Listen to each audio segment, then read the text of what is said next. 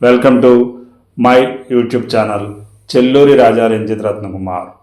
Please subscribe to my YouTube channel for useful content. Like చేయండి, share చేయండి.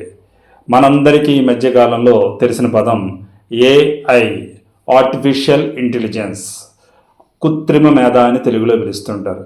ప్రతి రంగంలోనూ, ప్రతి చోట, మొబైల్స్లో, కంప్యూటర్స్లో, సిస్టమ్, సాఫ్ట్వేర్లు, ఇటువంటి అన్ని చోట్ల ఆర్టిఫిషియల్ ఇంటెలిజెన్స్ ఉపయోగిస్తున్నారన్న పదం ఎక్కువగా వినే ఉంటాం. దీనికి గాను ఆర్టిఫిషియల్ ఇంటెలిజెన్స్కి సంబంధించి పరిశోధనలు చేసిన ఇద్దరు వ్యక్తులకి ఫిజిక్స్ అంటే భౌతిక శాస్త్ర రంగంలో నోబెల్ ప్రైజ్ 2024 సంవత్సరంలో లభించింది. ఆ ఇద్దరు వ్యక్తులు జే హోప్ ఫీల్డ్, ఈయన అమెరికాకు చెందినవారు. జెఫ్రీ ఈ హింటన్, కెనడా మరియు బ్రిటన్ పౌరసత్వం కలిగిన సైంటిస్ట్. ఈ ఇద్దరికి కలిపి the Nobel prize in physics 2024 ఇవ్వడం జరిగింది.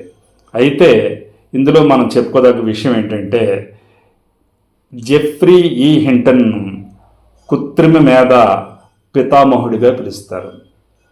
Father of the artificial intelligence Geoffrey E Hinton. ఈ విషయం గుర్తుంచుకొని మనకి కాంపిటేటివ్ ఎగ్జామ్స్లో ఈ ప్రశ్నకి జవాబుగా జెఫ్రీ ఈ హింటన్ని ఫాదర్ ఆఫ్ ది ఆర్టిఫిషియల్ ఇంటెలిజెన్స్గా గుర్తించవచ్చు. Thank you. All the best. మీ చెల్లూరు రత్నకుమార్. జై హింద్.